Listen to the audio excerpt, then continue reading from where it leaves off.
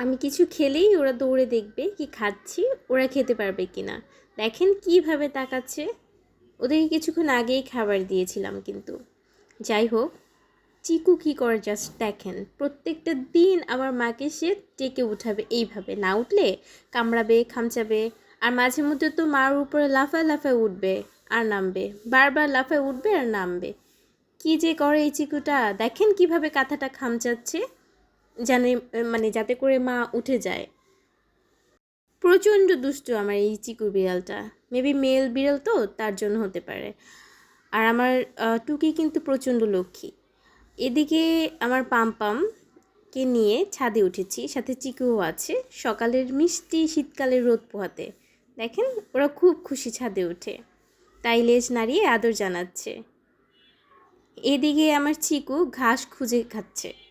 আপনারা যারা বিড়াল পোষেন তারা ভালো করেই জানবেন যে বিড়ালের জন্য কিন্তু ঘাস খুবই উপকারী।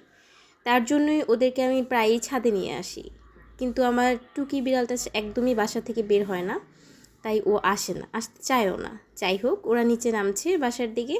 ওদেরকে আবার কিছুক্ষণ আগে খাবার দিয়েছি, আবার একটু করে খাবার দিয়ে দিলাম ক্যাট ফুড। আজকের মধ্যে এখানেই বিদায় নিচ্ছি। ধন্যবাদ সবাইকে। লাইক এবং সাবস্ক্রাইব দিয়ে আশা করছি পাশে থাকবেন। আসসালামু আলাইকুম।